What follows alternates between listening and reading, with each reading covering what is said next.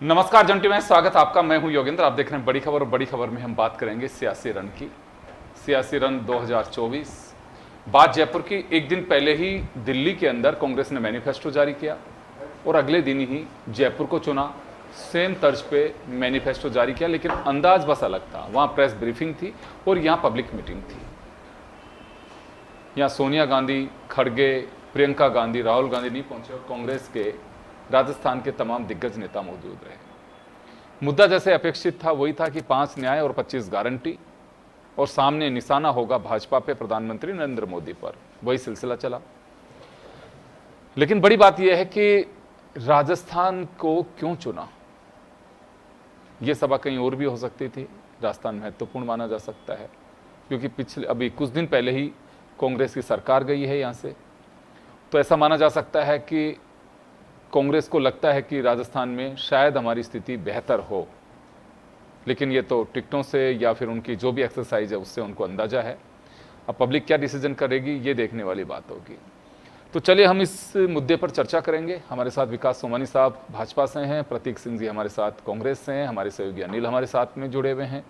प्रतीक जी, राजस्थान मैं पहली बार देख रहा हूँ कि मैनिफेस्टो जारी होने के बाद में सभाएं तो होती हैं, लेकिन उसी तर्ज पे मैनिफेस्टो जारी करना और मैनिफेस्टो जारी करने के बाद पब्लिक मीटिंग, और उसी बीच एक तरह से कहूं कि मैनिफेस्टो जारी किया, तो ये क्या कोई रणनीति का हिस्सा है? देखिए, भारत जोड़ो यात्रा पिछले दिनों निकली और उसके बाद भारत जोड़ो न्याय यात्रा निकली, और राहुल गांधी जी ने जिस तरीके से कल ही बताया था कि ये सारे मुद्दे जो हैं वो जनता ने बताए हैं और हमने उसको छाप करके जनता को दिया है, और ये प्रामाणिकता के साथ में कि ये सारी गारंटी को हम लागू करेंगे। और इससे बेहतर मौका क्या हो सकता है कि जनता के द्वारा जब बनाया गया है तो जनता के बीच में उसको लॉन्च किया जाए, जनता के बीच में बताया जाए कि किस तरीके से जो पिछले 10 साल में बीजेपी की सरकार है, नरेंद्र मोदी जी की सरकार है, उसकी विफलता किस तरीके से रही, और आने वाले समय में जो 5 गारंटी है, 5 न्याय हैं, चाहे युवा की बात कर लीजिए, महिलाओं की बात कर लीजिए, या अपना किसानों की बात कर लीजिए, श्रमिकों की बात कर लीजिए, या हिस्सेदारी न्याय की बात कर लीजिए, सारे न्याय कांग्रेस पार्टी की सरकार बनते ही 4 जून को उसके बाद में कांग्रेस पार्टी देने जा रही है। और साथ ही साथ हम ये भी सवाल पूछते हैं, भाई बीजेपी अपना जब लेकर आएंगे जब मैनिफेस्टो तब तो ठीक है, लेकिन उससे पहले 10 साल में जब 2014 और 2019 में जो वादे किए थे उन वादों का भी लेखा जोखा उनको बताना चाहिए। उनको बताना चाहिए कि वादा किया था कि 2014 के अंदर वादा किया था कि 100 दिन के अंदर काला धन आ जाएगा, एक एसआईटी बनाई थी, वो काले धन का क्या हुआ। उन्होंने वादा किया था 35 रुपए लीटर पेट्रोल डीजल मिलेगा, उन वादों का क्या हुआ। 2 करोड़ रोजगार प्रतिवर्ष देने का वादा किया था, उस वादे का क्या हुआ। 250 रुपए में गैस का सिलेंडर देने का वादा किया था, उस वादे का क्या हुआ। किसान की आय दुगनी करने का वादा किया था, उस वादे का क्या हुआ। गंगा की सफाई करने का वादा किया था, उस वादे का क्या हुआ। तो इनका लेखा जोखा मुझे लगता है कि अगर बताएं तो ज्यादा अच्छा है, और अपने लेखा जोखे के साथ में मोदी जी जाएं। लेकिन वो जिस तरीके से झूठ और जुमला बस मोदी की गारंटी बन करके रह गया है, वो जुमले आते हैं राजस्थान के अंदर, जुमले फेंकते हैं और जुमले फेंक करके चले जाते हैं। जी सोमानी साहब, आपके पास में आना चाहूंगा। ये तो अपेक्षित था कि जो मीटिंग थी कांग्रेस की उसमें निशाने पे, क्योंकि मोदी जी के निशाने पे भी कांग्रेस और कांग्रेस के नेता रहते हैं, परिवारवाद की बात की जाती है, तो जाहिर सी बात है जवाब उसी अंदाज में दिया जाएगा। तो यहाँ पे भी इसी तरह का कुछ रहा। लेकिन बात राजस्थान के प्रभाव की है। कांग्रेस को लगता है कि राजस्थान में हमारा दमखम दिखेगा इस बार, और यहाँ प्रभावी लीडरशिप हमारी कारगर हो सकती है। देखिए, विधानसभा चुनाव आप देख चुके हैं पहले राजस्थान में क्या हाल हुआ है। 17 मंत्री हार चुके हैं कांग्रेस गहलोत सरकार के। तो इस स्थिति में हम ये देखेंगे कि राजस्थान में आज इन्होंने अपना जो भी घोषणा पत्र को जो जारी किया है कांग्रेस ने, और जारी करने के बाद जो स्थिति आई कि जारी होने की स्थिति के बाद आप देखें कि इनके राजस्थान प्रदेश कांग्रेस कमेटी का 2018 का घोषणा पत्र था, उनके वादे ये 10% भी पूरे नहीं कर पाए, तो उनका ये हश्र हुआ कि कांग्रेस यहां से बुरी तरह से विधानसभा चुनाव में हारी। और अब वर्तमान में ये कहना चाहते हैं बार बार माननीय प्रधानमंत्री जी को, क्योंकि प्रधानमंत्री जी कहते हैं वो करते हैं, और मोदी जी की गारंटी है जो वादे उन्होंने किए हैं, चाहे वो सीए संबंधित हो, चाहे धारा 370 से संबंधित हो, चाहे वो राम मंदिर से संबंधित हो, जो बड़े फैसले लेने थे। और आप एक और देखेंगे कि क्रिमिनल लॉ अमेंडमेंट संबंधी जो कानून महिला अपराध के संबंध में थे, और जो देश में कानून की आवश्यकता थी, जो वर्षों से जो कानून चले आ रहे थे उनमें कहीं खामियां थी, वो 1 जुलाई 2024 से अब लागू होने वाले हैं। देश में इस तरह का विकास योगेंद्र जी मैं आपसे कहना चाहूंगा कि आज तक देखने को नहीं मिला। और कार्यकाल जो माननीय प्रधानमंत्री मोदी जी का देखेंगे 10 साल का, तो ये अपने आप में ही जनता भली भांति जानती है कि माननीय मोदी जी हैं जो राष्ट्र हित और देश हित के कार्य में लगातार तत्पर है। और मोदी जी की गारंटी का ही कारण है कि राजस्थान में आप देखें कि भारतीय जनता पार्टी विधानसभा चुनाव में भारी मतों से जीती। और इस बार भी जो लोकसभा चुनाव में आप 25 सीटें आप देखेंगे, पहले से जो जीत भारतीय जनता पार्टी ने दर्ज की थी लोकसभा में सांसद सदस्यों ने, वो इस बार उससे भी ज्यादा अंतर से जीतेंगे। और इस बात का होता है कि लगातार भारतीय जनता पार्टी का जो विस्तार होता जा रहा है, उसको जनता में भरोसा बढ़ता जा रहा है। वो यही कारण है माननीय प्रधानमंत्री मोदी जी की गारंटी। अब कांग्रेस के पास जवाब देने के लिए कुछ नहीं है, इनका एजेंडा नहीं है, इनका मिशन नहीं है, इनके पास आरोप जवाब के रूप में मैं आपको और बताना चाहूंगा कि 5 इन्होंने न्याय और एक कहा कि न्याय पत्र हमारा ही है। जब कांग्रेस पिछले 5 साल में गहलोत साहब जब मुख्यमंत्री थे, जब न्याय नहीं कर पाई, तो किस बात का न्याय पत्र है? ये न्याय पत्र उनका है कि वो 19 पेपर लीक हुए, अब उसका न्याय करेंगे, या जो लोग आरपीएससी में, जो अधीनस्थ आयोग में जो घोटाले, उसका न्याय करेंगे? सबसे बड़े योगेंद्र जी ये विषय की बात है। आप एक बात पहले आपने उठाई थी कि राजस्थान में ऐसा क्या है कि राजस्थान में भी इनको घोषणा पत्र के लिए कार्यक्रम करके जारी करना पड़ा। उसका कारण है क्योंकि सबसे बड़ा अन्याय जो हुआ है वो राजस्थान में हुआ है जनता के साथ पिछले 5 साल में कांग्रेस सरकार में। तो यहां न्याय की अति आवश्यकता है, तो इन्होंने न्याय पत्र तो जारी किया है, लेकिन अब इनका समय न्याय करने का निकल गया है। अब जनता न्याय करेगी, और जनता इस बात का न्याय करेगी कि भारतीय जनता पार्टी वो पार्टी है जो देश के हित में और राष्ट्र के हित में और राज्य के हित में तत्पर है, और आम जनता को न्याय मिलेगा।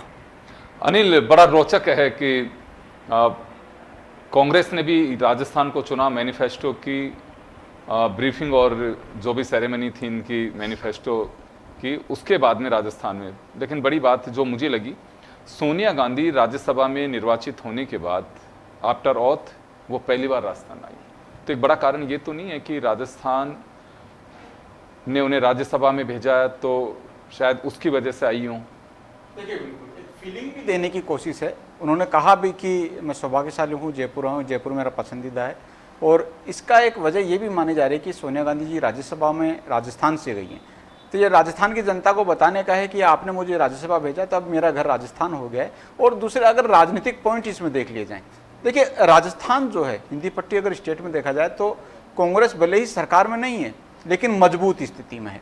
विधानसभा चुनाव के अगर नतीजों को देखा जाए, 70 के करीब जो विधायक कांग्रेस के हैं, तो काफ़ी अच्छा मजबूत विपक्ष राजस्थान में है। दूसरी चीज़, लोकसभा की अगर समीकरणों को देखा जाए तो दूसरे जो स्टेट हैं उनके मुकाबले अगर राजस्थान की गणित को देखा जाए तो यहाँ पर 25 सीटों में 10 सीटें तो ऐसी तस्वीर नजर आ रही है जहाँ पर बीजेपी को सीधा मुकाबला कांग्रेस से यहाँ पर हो रहा है। यानी कि एक जो टक्कर है आमने सामने की, वो कड़ी टक्कर इसको कहा जा सकता है। तो यहाँ पर संभावनाएं जो हैं, कांग्रेस को उम्मीद है राजस्थान से, और वो उम्मीद कहीं ना कहीं कांग्रेस को तमाम जो आलाकमान है उसको पहले राजस्थान के जयपुर में यहाँ पर लेकर आई है। और यहाँ से उम्मीद कांग्रेस को है कि शायद कुछ प्लस यहाँ पर हो जाए। पिछले 2 चुनाव का जो ट्रैक रिकॉर्ड है कांग्रेस के पक्ष में नहीं रहा, 25 की 25 सीटें बीजेपी के खाते में गई। लेकिन यहाँ पर अगर कुछ उम्मीदें, जो सपने हैं कांग्रेस के, अगर वो साकार होते हैं तो कुछ झटका शायद दिल्ली में बीजेपी को यहाँ पर लग सकता है। और अगर यहाँ से शुरुआत होती है तो और भी जो दूसरे हिंदी पट्टी स्टेट हैं वहाँ पर कयास जो है, वो जो कांग्रेस तलाश रही है, उम्मीदें तलाश रही है, वो कुछ और भी बेहतर वहाँ पर हो सकती है। तो ये जो तमाम समीकरण है कांग्रेस के, वो लग रहा था शायद राजस्थान से इसी वजह से यहाँ पर आया गया। यहाँ पर एक जो बड़ी सभा यहाँ पर की गई वो कहीं ना कहीं यहाँ पर की गई है। और खासतौर से मल्लिकार्जुन खड़गे की अगर बात की जाए राष्ट्रीय अध्यक्ष के तौर पर, पिछले दिनों में हमने उनके भाषण देखे हैं, लेकिन अब जो उनका रुख देखने को मिल रहा है, शायद एक रणनीतिक चाल हो सकती है कांग्रेस की कि सीधा हमलावर रुख मोदी के ऊपर मल्लिकार्जुन खड़गे का हो रहा है।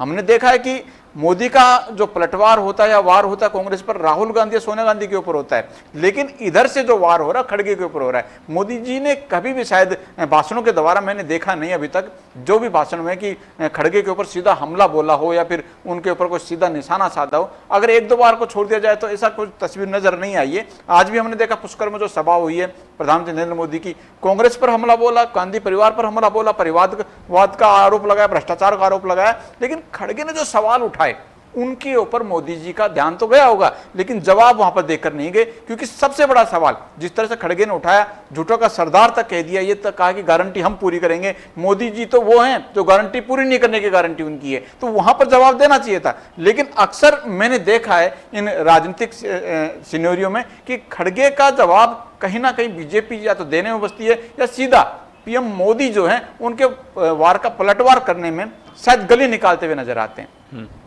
जी बिल्कुल। तो बड़ा रोचक मुकाबला राजस्थान में कहा जा सकता है। जैसे कि अनिल बता रहे हैं कि 8 से 10 सीट ऐसी हैं जहां पे मुकाबला है, कड़ा मुकाबला हो सकता है। कांग्रेस इस के लिए पूरी कोशिश करेगी कि बीजेपी का एक जो बना हुआ है और कि 25-0 से हम तीसरी बार भी जीत के जाएंगे, वो उस पर ब्रेक लगा सके। क्योंकि देखिए एक बड़ी बात यहाँ पे ये भी खेलनी होगी कि बीजेपी के पास में एक बड़ा नेटवर्क या सीट का शेयरिंग का जो मामला है, सीट शेयरिंग मानिए या सीट के लिए खुद के इंडिविजुअल उस पर अगर चुनाव लड़ेंगे तो नॉर्थ इंडिया, नॉर्थ ईस्ट और आपका जो हिंदी भाषी बेल्ट है उसमें सर्वाधिक सीटें जीतने की कोशिश करेंगे। पिछली बार 12 या 13 राज्य ऐसे थे जहाँ पे कांग्रेस का खाता नहीं खुला था, जिसमें सारे हिंदी भाषी राज्य थे। और इस बार भी कोशिश करेगी बीजेपी कि वही सब कुछ हो। और मुझे लगता है कि मोदी साहब जिस तरह से ताबड़तोड़ रैलियां राजस्थान में कर रहे हैं, उसी का जवाब देने के लिए खड़गे, सोनिया, प्रियंका उन्होंने जयपुर को चुना और आने वाले दिनों में मुझे लगता है कि दौरे और होंगे। तो सोमानी साहब आपके पास में आना चाहूंगा। अनिल जैसे कह रहे हैं कि जवाब जो मिलना चाहिए था कांग्रेस को उनके सवालों का वो नहीं दिया गया। हाँ, लेकिन मोदी जी ने पुष्कर में कहा कि मैनिफेस्टो ऐसा लगता है, क्योंकि उन्हें मालूम था कि जयपुर में ही मैनिफेस्टो को लेकर के सभा हो रही है, कि जैसे मुस्लिम लीग का हो। एक दिन पहले उन्होंने कहा कि यही तो कांग्रेस की बड़ी बात है कि देश को गुमराह करती है गारंटी के जरिए।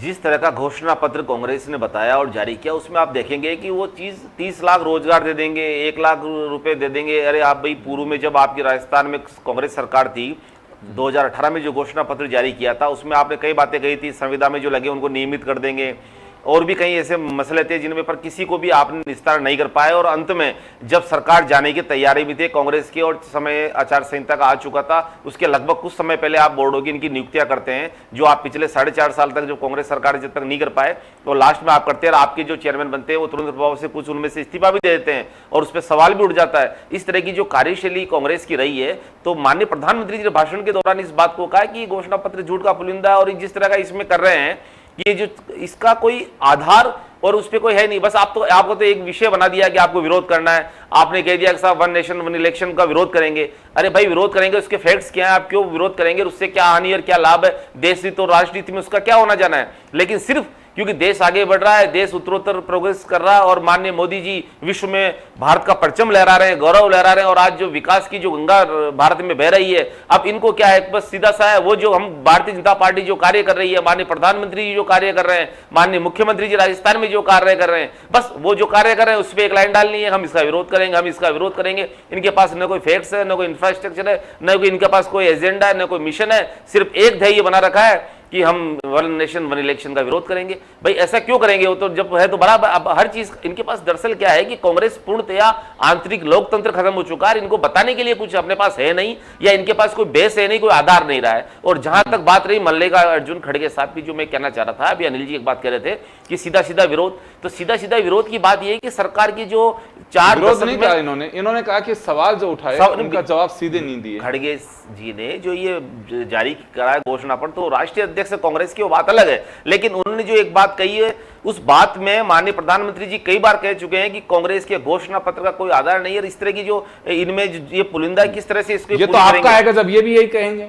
देखिए, कहने के और करने में ये तो बहुत बड़ा फर्क है कांग्रेस में और भारतीय जनता पार्टी में। भारतीय जनता पार्टी जो कहती है वो करती है, जिसमें 4 दशक का ये परिणाम है कि जहां 2 सीट हुआ करती थी, आज वहां 400 पार की बात कर रहे हैं और 300 से अधिक सीटों से भारतीय जनता पार्टी बहुमत में आ रही है। ये समस्त पूरा देश, और ये 400 पार से वापस जूझ रहे हैं, 52 तक आ रहे हैं, अब 52 तक ये पहुंच चुके हैं। उससे भी अब अपनी साख बचाने के लिए ये क्या है, ये कथनी करने का अंतर ही है, जो इस तरह से 30% वोटों का जो घटत बढ़त हो गई, कांग्रेस की जो स्थिति आ गई। आज शीर्ष नेतृत्व को नकार रहे हैं इनके कांग्रेस के बड़े नेता। मैं आपसे क्या कहूं, हम क्या कहें कि जब आंतरिक लोकतंत्र कांग्रेस का खत्म हो चुका है, गुलाम नबी आजाद साहब के आप 5 पेज का लेटर देख लें, इस पे भी इनकी कोई सुनवाई नहीं है। हर बार ही कहते हैं ये इनके कार्यकर्ताओं की नहीं सुन रहे, इनके नेताओं की नहीं सुन रहे, ये आम जनता की क्या सुनेंगे। ये सिर्फ माननीय प्रधानमंत्री मोदी जी को सुनते हैं और उनके कहने के बाद ये अनर्गल तरह के इस तरह के आरोप लगाते हैं। विकास जी, ये पता नहीं, अभी हो सकता है कि लैंग्वेज से मुझे लगता है कि कांग्रेस का कार्यकर्ता भी होता है, जो अभी इसने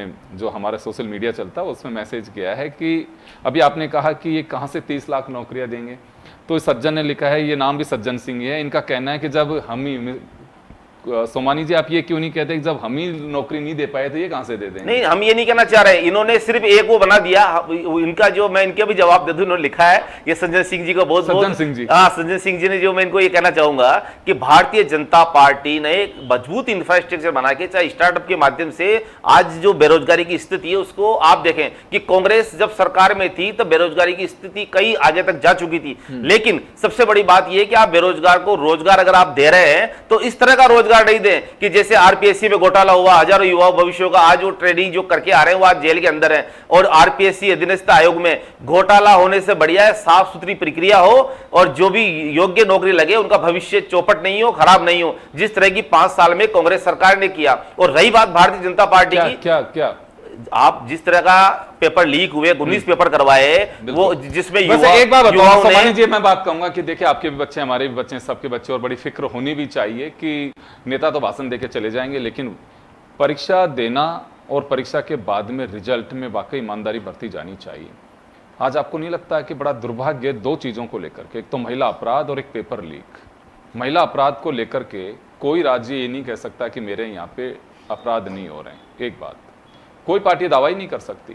और कोई कहे तो मुझे बता दो, ऐसा कोई दिन नहीं जाता कि जिस दिन महिलाओं के साथ छेड़छाड़ हो, उससे बड़े दुष्कर्म नहीं होते, कोई राज्य नहीं है ऐसा। दूसरा, जिन राज्यों को लेकर के हमें लगता है कि उनकी बड़ी साख है, वहां पेपर लीक हो रहे हैं, तो एक चिंता होनी चाहिए। और मुझे लगता है कि सामूहिक चिंता, इसे इशू बनाने से ज्यादा ये होना चाहिए कि वास्तव में हो क्या रहा है। योगेंद्र जी, लगातार गिरफ्तारियां हो रही है, आप देखो किस सर गिरफ्तारी हल नहीं है। सुने देखिए, ये मुद्दा भी नहीं है मेरा, खैर आपने जिक्र कर दिया इस वजह से, क्योंकि हम तो फोकस और ही कहीं रखना चाह रहे थे। गिरफ्तारियां उत्तर प्रदेश में पेपर लीक, वहां पे भी गिरफ्तारियां हुई हैं, राजस्थान में पेपर लीक, यहाँ पे भी गिरफ्तारियां हुई हैं, यहाँ कानून भी बना दिया। गुजरात में पेपर लीक, वहां कितनी गिरफ्तारियां मालूम है लेकिन एक लाइन में बोलूंगा, सुनिए, हरियाणा का वीडियो देखा भी आपने, बोर्ड की परीक्षा देखा आपने? वो तो मुझे लगता है कि स्टंट बाज कहां से आगे कैसे लटक लटक करके दिखा रहे हैं। तो ये देखिए, ये पॉलिटिकल मुद्दा नहीं है, मुझे लगता है कि गंदगी किस तरह से सिर चढ़ करके बोल रही है, हमें उसको काटना होगा। और बड़ी बात नहीं है, कहीं ना कहीं किसी भी राज्य में हो, बिना संरक्षण के नहीं हो सकता। वो संरक्षण किस स्तर का है, वहां के जो लोग अंदर सिस्टम में बैठे हैं उनका संरक्षण है कि पॉलिटिकल संरक्षण है, ये मैं नहीं कह सकता। लेकिन मुझे लगता है कि इसे पॉलिटिकल एजेंडे की बजाय इसका हल कैसे निकाला एक लाइन में कहना चाहूंगा, वो जरूर होना चाहिए। राजस्थान में माननीय मुख्यमंत्री वजनलाल शर्मा जी के शपथ ग्रहण के बाद आप देखें, जब भारतीय जनता पार्टी की सरकार राजस्थान में आई, उसके बाद जो भी पेपर हुए, वो पेपर भी सही तरीके से कोई नेटबंद नहीं किया गया और न किसी तरह का पेपर लीक हुआ। जबकि इसके पूर्व में पेपर लीक हुए, पर जब से आप देखें एसआईटी का गठन ले लें, एंटी गैंगस्टर टीम का गठन ले लें। चले, मैं इलेक्शन के दौरान ये पेपर लीक पर जरूर करूंगा एक दिन मुद्दा, लेकिन आज तो हम क्या इसी पे फोकस रखना चाह रहे थे। और मैं अभी जवाब, आपने जो सवाल खड़े किए हैं, प्रतीक सिंह जी अब आपको जवाब देंगे उसका।